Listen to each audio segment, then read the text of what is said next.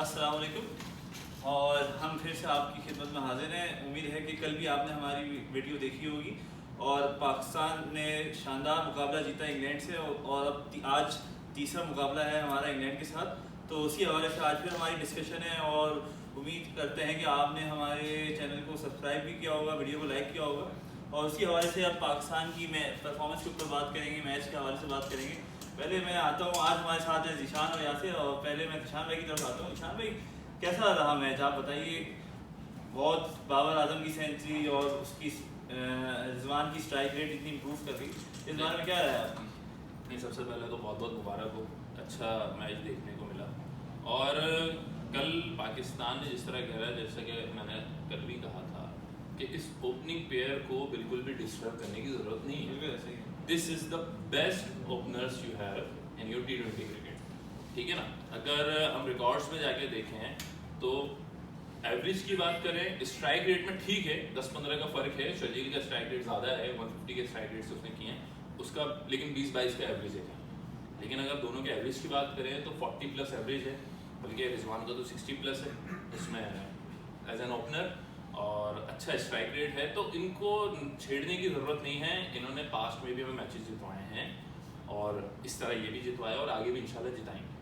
जहाँ तक रिजवान की बात है, रिजवान ने कल वो रोल किया जो कि उसकी ड्यूटी है। उसको सपोर्ट चाहिए होती है।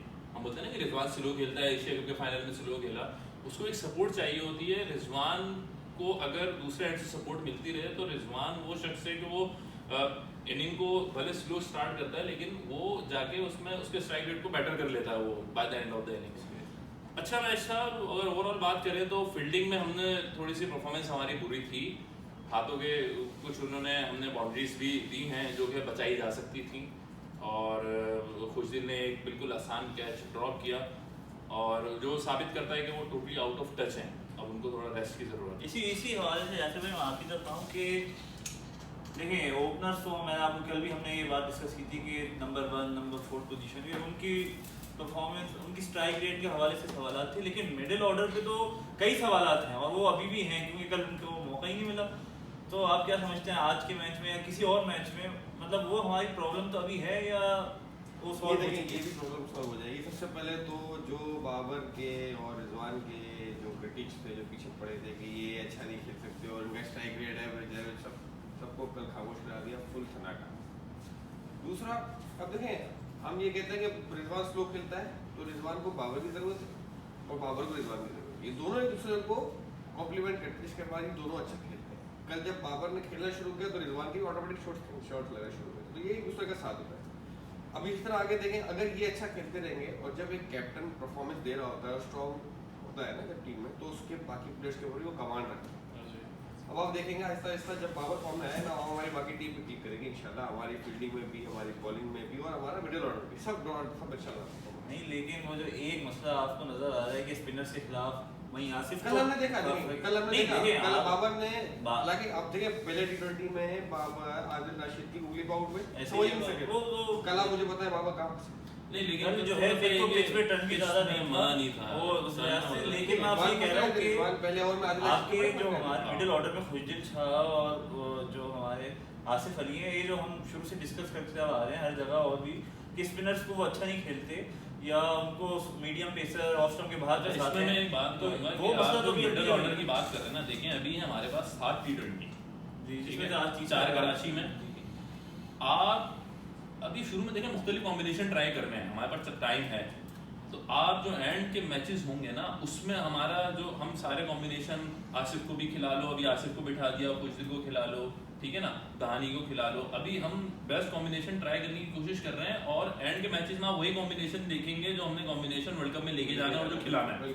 अभी हो सकता है खुशदिल को अभी इसलिए और चांस दे रहे हो कि यार शायद इतना तुम्हें हम साथ लेके चले, शायद अब तुम क्लिक कर जाओ, शायद अब तुम परफॉर्म कर दो, ठीक है ना, एक रीजन ये भी हो सकती है। लेकिन लास्ट के मैचेस में और जो टूर एंड ट्राई नेशन भी हमारी आ रही है उसमें हमने जो कॉम्बिनेशन खिलाना है ना वही वर्ल्ड कप में होगा, वही रिफ्लेक्ट करेगा, आप ये देखिएगा। तो अभी हो सकता है शुरू के 3-4 मैचों में कोचेस की, मैनेजमेंट की ये बात हो कि भाई मुख्तलिफ कॉम्बिनेशन ट्राई करते हैं, जो कॉम्बिनेशन अच्छा लगेगा ठीक है उसको हम लेके जाएंगे आगे। हो सकता है उसमें हम इफ्तिखार को भी ड्रॉप कर दें या हो सकता है कि उसमें हम खुशदिल को भी ड्रॉप कर दें, हो सकता है आसिफ को हम खिलाएं, तो ये मुख्तलिफ कॉम्बिनेशन। अच्छा, मेरा ओपिनियन ये है कि शायद हम हैदर और शान मसूद ये जो ना कहीं 3 नंबर पे जगह बनाने की अभी कोशिश होगी इस पूरी चीज़ के बाद ना, ये कहीं जगह बनाएंगे 3 नंबर पे, उसके बाद बाकी की वही रहेगा इफ्तिखार और इसके अलावा आसिफ और ये सब नवाज वही रहेंगे।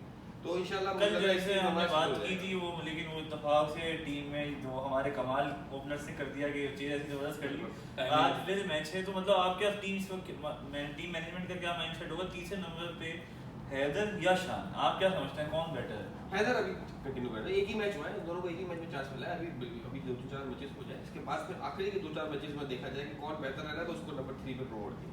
अभी दो के साथ नहीं, मेरा भी यही है कि हैदर को खिलाया जाए। और नहीं, जैसे कल आपने बात की थी कि शान एक वो बैट्समैन है मुझे मुझे बहुत टाइम चाहिए। हाँ, वो उसके मुझे बाद तो समझ नहीं आ रही कि शान को हम इस और टीम में किस तरह फिट करें, या तो उसको ज़बरदस्ती फिट करके उसका टाइम ज़ाया करना है, या उसके करियर को ज़ाया करने वाली बात है इंटरनेशनल की, तो वो अलग है। लेकिन इस टीम के अंदर नंबर 4 पे मुझे वो फिट होते हुए नहीं दिख रहे, क्योंकि आपके जो ओपनर्स हैं वो इतना अच्छा खेलते हैं, वो अच्छा स्टैंड दे देते हैं, और उसके बाद चौथे नंबर पे आने के बाद इतने ओवर्स बचते ही नहीं है कि शान उसके अंदर इनिंग को बिल्ड करे। शान इनिंग बिल्ड करने वाला प्लेयर है। अच्छा, वैसे मेरा अपना पर्सनल ओपिनियन मैं जानना चाहता हूँ कि हम क्या एक्सपेक्ट करते हैं नंबर 4 के साथ, वो क्या करें? नंबर 4 देखिए एक फ्लेक्सिबल पोजीशन है। फ्लेक्सिबल पोजीशन इस सेंस में कि अगर हम एशिया कप में देखें तो उसके ऊपर कोई भी मतलब परमानेंट नहीं खेल। अगर आप दूसरी टीम्स का देखें, जैसे इंडिया में नंबर 4 जो आते हैं, या इसमें इंग्लैंड के पास उसमें भी वो फ्लेक्सिबिलिटी, इंग्लैंड का तो मैं नहीं कह सकता, इंडिया के अंदर भी कभी उनको अगर जरूरत होती है तो हार्दिक पांड्या को भी ऊपर खिला लेते हैं कभी। तो नंबर 4 लेकिन देखिए हार्दिक पांड्या का एक इंग्लैंड की आप देखें एक रूल डिफाइन है, वो वहाँ पे जो भी आता है वो हार्ड हिटिंग करते हैं। अब आप आखिरी दफा 15 ओवर में आपको जाके लेकिन आप अटेम्प्ट भी करने की कोशिश की उन्होंने, लेकिन वो इनकी नेचुरल गेम उसके खिलाफ है। अपना को बहुत चेंज किया है, और आप देखेंगे जिस दिन इनको प्रॉपर चांस मिलेगा नंबर 4 पे या को परफॉर्म करके दिखाएंगे। हाँ, ये ऐसा है कि आपको जो रोल विकेटें जल्दी गिरने के बाद हम इफ्तिखार से एक्सपेक्ट कर रहे हैं, उस रोल को शान बहुत अच्छे तरीके से पूरा कर सकते हैं। अर्ली ऑन अगर आपकी 20 पे 2 आउट हो जाए कुछ, उसके बाद अगर शान बैटिंग करने आते हैं तो शान स्ट्राइक को भी रोटेट कर सकते हैं, शान चौके भी मार सकते हैं, शान इनिंग को बिल्ड भी कर सकते हैं। लेकिन वही बात है कि फ्लेक्सिबिलिटी आपने रखनी है। आपने जरूरत है तो शादाब को भी भेजना है, आपने जरूरत है तो नवाज को भी भेजना है। हो सकता है आपने 17वें ओवर के बाद अगर बैटिंग आ रही है तो हो सकता है आपको आसिफ को भेजना पड़े। उस सिचुएशन के हिसाब से देखा जाए तो जो एशिया कप में हमारे साथ है तो हमारे पास तो नवाज और शादाब को ऑप्शन अपनी जगह मौजूद है। यानी कि अगर आपके पास स्पिनर्स लगे हुए हो तो आप शादाब को भेज सकते हैं, और अगर वो नवाज को भेज सकते हैं, फिर तो शान मसूद की कहीं जगह ही नहीं। फिर तो आप ये समझे ना, इनकी जो आपको तो आसिफ अली और जो है खुशदिल शाह की उसमें बंदा कोई, और वो प्योर पावर हिटर ही हो सकता है। एक हैदर अली आपको नजर आता है कि जो बहुत लंबी हिट्स मारते हैं ग्राउंड से बाहर। शान मसूद में तो अभी देखें ना, वही मैं कह रहा हूँ ना, अभी मुख्तलिफ कॉम्बिनेशन ट्राई हो रहे हैं। अब अल्लाह करे हैदर चले, लेकिन अगर हैदर नहीं चले हो सकता है शान को नंबर 3 पे करके हैदर को ड्रॉप कर दिया जाए। अगर वैसे ही इंजर्ड है तो अभी वही बात है, अभी इस मतलब टू अर्ली कि शान के बारे में क्या फैसला करना है, हैदर के बारे में क्या फैसला करना है, मैनेजमेंट देख रही होगी। अगर हैदर नहीं चले तो फिर क्या ऑप्शन है, शान 3 पे नहीं, ऐसे ही है। अभी 5 हैदर चलते हैं, शान ड्रॉप हो जाए तो अभी बहुत टाइम है हमारे पास। ऐसा नहीं है कि इसके साथ जो दूसरी चीज इसका अभी एशिया कप से अब तक बात नहीं हो रही है वो हमारी बॉलिंग है। कल 200 रन हमें भी पड़े हैं, मतलब ये एक बात है कि 200 रन हमें भी पड़े हैं। तो इसके ऊपर हसनैन आपके 2 मेन स्ट्राइक जो बॉलर थे ना वो कल मैच नहीं, वो इसलिए नहीं खेल रहे, एक तो चले इंजर्ड है वो तो, लेकिन नसीम शाह की पहले मैच में कोई इतनी अच्छी बॉलिंग नहीं थी। आपने देखा होगा ऑफ स्टंप के बाहर कर रहे थे, उनको कितने जबरदस्त चौके पड़े, लेकिन तो जब ये बड़ा अच्छा कमबैक किया, तो बड़ा अच्छा गेम खेला जो है इसके हाथ नहीं, वो तो है। तो मैं आपसे ये कह रहा हूँ कि फिर बॉलिंग में आप क्या समझते हैं? ऑस्ट्रेलिया में जब हमने फोकस करना है तो हमारी बॉलिंग है ना, उन टीम्स को जो बाउंस को वैसे ही अच्छा खेलती हैं, ऑस्ट्रेलिया को मसला नहीं है बाउंस से, एशियन टीम्स को मसला है बाउंस से। वो बात सही है कि हमारे ग्रुप में साउथ अफ्रीका है फिर इंडिया है, लेकिन आगे चल के इंग्लैंड से ऑस्ट्रेलिया से तो उनके सामने हमारे पास ये जो बॉलिंग लाइनअप है ये काफ़ी है, या इसमें भी कुछ बेस्ट बिल्कुल जो ऑप्शन हमारे पास है ना इसमें, ये तो बहुत ज़बरदस्त बॉलिंग भी है। लेकिन अभी हमें देखें ये सीरीज है इसीलिए कि हम थोड़ा अपने को प्रैक्टिस कर सकें आगे वर्ल्ड कप की। दूसरा ये है कि कल की अगर आप बात करें ये दोनों मैचेस कराची के अंदर तो बनते ही 200 रन है, उसमें बॉलर के बाद नहीं, आपने अगर इंडिया ऑस्ट्रेलिया का मैच देखा हो वहाँ भी ऐसे ही हुआ है। आपने इंडिया वहाँ बहुत अच्छी, वहाँ पे वो बॉलर कामयाब है जो बहुत अच्छी करे, जैसे आपके हारिस रूट ने अच्छी बॉलिंग की कल, वो वेरिएशन करते हैं, स्लो बॉल करते हैं, स्लो यॉर्कर भी करते हैं, स्लो शॉर्ट बॉल्स भी करते हैं। हसनैन का अच्छा है, ज्यादा मसला एक नजर लेग स्टंप के बाहर कर रहे हैं, रन्स खा रहे हैं बहुत ज्यादा। तो मैं कह रहा हूँ थोड़ा सा डिसिप्लिन की कल कमी थी बॉलिंग में। अगर अच्छी बॉलिंग की जाती, मोइन अली का कैच पकड़ा जाता तो ये मैच और आसान हो सकता था। सही सही कह रहे हैं, वही नहीं अगर कैच हो जाएगा तो शायद 180 को रोक लेते हो। एक वो था और दूसरा एलिस अगर आप ने देखें बहुत ज्यादा रन मारे। बिल्कुल लेग पे बॉल हो रही है, वो पीछे से फाइन लेग पे चौके हो रहे हैं और एक जो है ना ड्यूरिंग मतलब फिट फेंस के ऊपर फील्डिंग कर रहे थे, उन्होंने छोड़ दिया, तो इसके इंप्रूवमेंट की गुंजाइश तो है। ये बात तो बिल्कुल समझ में आ गई। आज के लेकिन एक मैच चीज़ का जो हम इस पे गौर कर सकते हैं वो ये है कि एक तो प्रोबेबिलिटी होती है, ऑप्शंस ये होते हैं कि हमारे ओपनर्स बिल्कुल कामयाब होगा, इसमें तो विन विन सिचुएशन है पाकिस्तान के लिए हर हाल में। एक में ये हो सकती है कि दोनों में से कोई एक फेल हो, तो उस वक्त क्या होगा, तो आज जैसे हम जिक्र ये कर रहे थे कि रिजवान को कोई साथ देने वाला नहीं मिला, उसमें भी हमने देखा हमें फेलियर हुआ।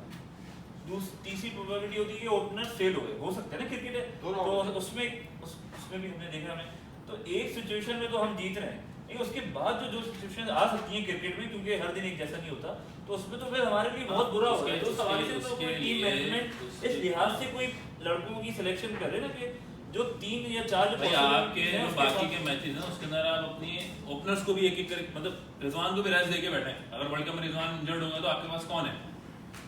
आपके पास उसके लिए कीपिंग का आपने क्या ऑप्शन नहीं है सोचा इस वक्त आपके उसमें, पास तो वो तो टीम मैनेजमेंट को सोचना चाहिए। मेरा उसके लिए opinion ये मेरा मुख्तलिफ ख्याल है कि शायद वो try करें। अभी लास्ट जो कराची का T20 होगा उसके बाद से रिजवान को रेस्ट दिया जाएगा और हारिस को लाया जाएगा, ताकि हारिस को भी चेक कर लिया जाए और आगे रिजर्व में जो प्लेयर रहे हमें ऑस्ट्रेलिया से लेके जाएंगे उसमें हारिस को चेक कर लिया जाए, उसकी भी मैच प्रैक्टिस करेंगे। हारिस भी ओपनिंग करते हैं और तो उस केस में शान मसूद ओपनर है, उसके निशान उसको रोकना है बाबर के साथ। तो इस हवाले से फिर हमारी क्या है प्रेडिक्शन? अच्छा, जैसे भी आपने बात की कि हमारा अगर टॉप ऑर्डर फ्लॉप हो जाए तो क्या होगा, इंडिया के मैच में ये हमने करके देख लिया, हमारे नवाज ने आके मिडिल ऑर्डर में पूरा गेम बना के दिया, तो हम ये भी ट्राई कर चुके हैं और इंशाल्लाह हमारा ये कॉम्बिनेशन बड़ा अच्छा काम करेगा। वही मैंने जो कल बात की थी ना कि यही हैं जिनके साथ वर्ल्ड कप में जाना है और इंशाल्लाह आप देखेंगे अच्छी परफॉर्मेंस देंगे हम इन्हीं बंच ऑफ प्लेयर्स के साथ। हाँ, मुख्तलिफ कॉम्बिनेशन ट्राई करके आप अपने प्लान्स करें, उसके ऊपर स्टिक हों और उसके अंदर फ्लेक्सिबिलिटी भी रखें और प्लान A B C जो भी जाहिर सी बात है वो क्रिकेट को बेहतर समझते हैं वो लोग, तो वो उसके साथ जाएं, क्योंकि जब वर्ल्ड कप में हम जाएंगे तो वहाँ की विकेटें, वहाँ की पिचेस, उसके हिसाब से। आज के मैच के बारे में क्या प्रेडिक्शन है आपकी? कल के इंग्लैंड कमबैक तो करेगा या, क्योंकि उन्होंने नया काम किया, देखिए मतलब नया काम से बना दिए कि टॉस जीत के, टॉस के ऊपर काफी मैटर करता है, जो चेस करेगा मेरा ख्याल से उसके चांसेस ज्यादा हैं वो पाकिस्तान करे या इंग्लैंड करे। ये मैंने 2 मैचेस से मेरा ये वो तो एक है, लेकिन उसके बाद लेकिन क्रिकेट टॉस पे 100% तो नहीं कर सकती ना, तो उसके लिहाज से आपको क्या लगता है कौन जीतेगा आज ओवरऑल परफॉर्मेंस से? मेरा ये ख्याल है कि अगर आज बाबर आज भी अच्छा खेलते हैं इंशाल्लाह, क्योंकि रिजवान तो खेलेंगे, तो पाकिस्तान जीतेगा। मेरा ख्याल है इंग्लैंड कमबैक करेगा, इंग्लैंड कमबैक करेगा तो स्ट्रांग डे आएगा आज, और अगर आज टॉस जीता भी तो मोइन अली पहले बॉलिंग ही करेंगे। मोइन अली बॉलिंग ही करेंगे। तो भैया हमारे जो पैनलिस्ट हैं उनके हिसाब से एक पाकिस्तान को जिता रहे हैं, इंग्लैंड को जिता रहे हैं, और वो ऐसी बात है उनकी अपनी एक्सपर्ट ओपिनियन, और मेरी जहाँ तक अंडरस्टैंडिंग है वो यही है कि यासिर भाई जैसे कि इंग्लैंड जो है दफ़ा मतलब क्योंकि वो अपनी फुल स्ट्रेंथ के साथ आएंगे, फुल माइंड के साथ भी, कि उन्होंने एक तजुर्बा किया टॉस जीत के, अब मेरे ख्याल से बटलर का क्या है, बटलर खेल रहे हैं कि खेल रहे हैं क्या है? नहीं, बटलर वो टीम के साथ तो आए हैं, आज के 2 या 3 T20 खेलेंगे, वो एंजॉय कर रहे हैं इस वक्त बैठ के ना मैच को, सही तरह से एंजॉय कर रहे हैं क्योंकि वो बहुत डिस्ट्रक्टिव बैट्समैन। तो इंग्लैंड हो सकता है कुछ भी आज मूव करे ऐसा, और मुझे लगता है सीरीज को अलाइव रखने के लिए वो आ जाएंगे। तो आप जो है हमारी वीडियोस को लाइक करें और चैनल को प्लीज़ सब्सक्राइब करें, इसी तरह हम आपके लिए और वीडियोस और एनालिसिस लाएंगे। Thank you.